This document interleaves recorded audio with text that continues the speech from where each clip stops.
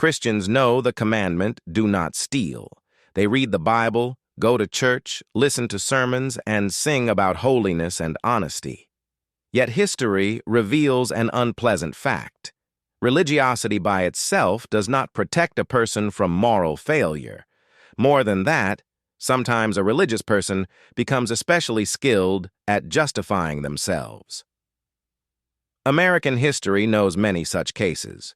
It is enough to recall some television preachers of the 1980s and 1990s who collected donations in the name of God and then spent the money on lavish homes, cars, and private lives hidden from their congregations. The scandals around Jim Bakker and financial abuses in Christian ministries were a public shock to millions of believers. In other cases, Christian businessmen were found guilty of tax fraud, embezzlement from charitable foundations, or financial pyramids.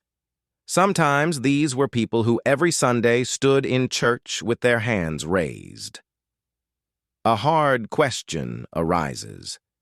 How is this even possible? Explanations are usually found.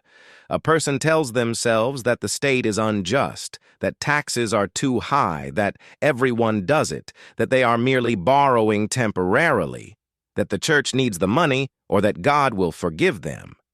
But such justifications do not leave no trace.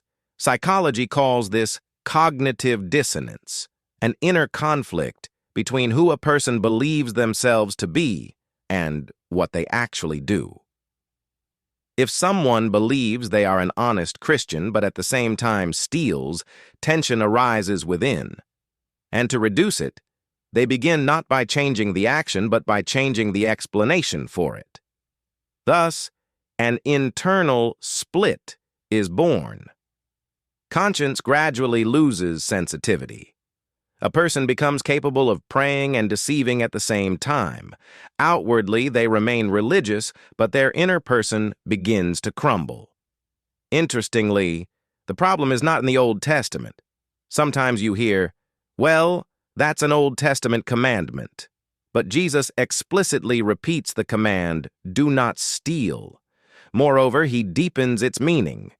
In his teaching, evil is not only a formal violation of a rule, but a condition of the heart. Jesus constantly speaks about greed, hypocrisy, the exploitation of people, the love of money, and self-deception. If humanity had only the New Testament, the situation would be roughly the same as it is now. Because the problem is not a lack of information, but something inside the person. Then an even harder question comes up. Why does a believer still do evil? There was faith, repentance, baptism, the church. What happened? Did the devil confuse him? Or is the person to blame? Probably many religious people understand spiritual life too simplistically. They think repentance automatically changes a person's inner nature instantly and completely. But reality shows otherwise.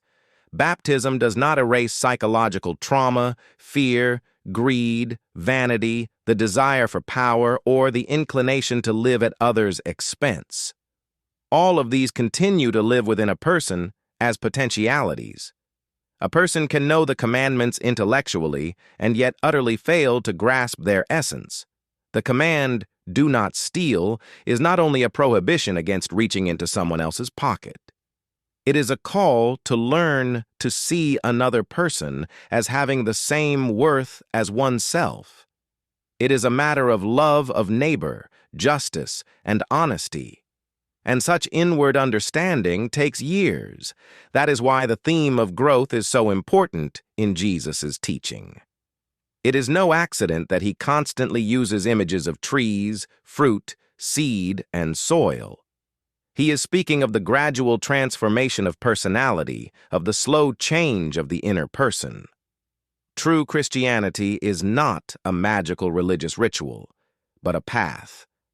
However, modern religiosity often substitutes this path with mere formality. A person attends church, knows the right words, participates in rites, but hardly ever engages in honest inner reflection. They do not examine their own motives. They do not ask themselves painful questions. They do not learn to notice self-deception.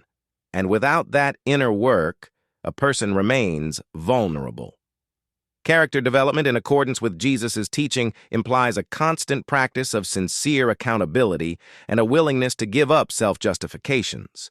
It is a hard process, sometimes humiliating, because one must admit, evil lives not only in the world, but inside myself. Here, many believers may experience disappointment. Perhaps salvation really does not happen in a single moment as one might wish. Perhaps the spiritual life is a much longer and more painful process of growth. But there is also hope in that. God does not demand instant perfection. The gospel constantly shows that Christ patiently works even with imperfect, weak, and conflicted people. The main thing is not to hide behind a religious mask or turn faith into a system of self-justification. A person who honestly strives for the light gradually begins to see their own darkness. And it is from that moment that real transformation can begin. Conscience becomes not an enemy, but an inner compass. And the command, "Do not steal," ceases to be merely an ancient rule and becomes part of a new heart.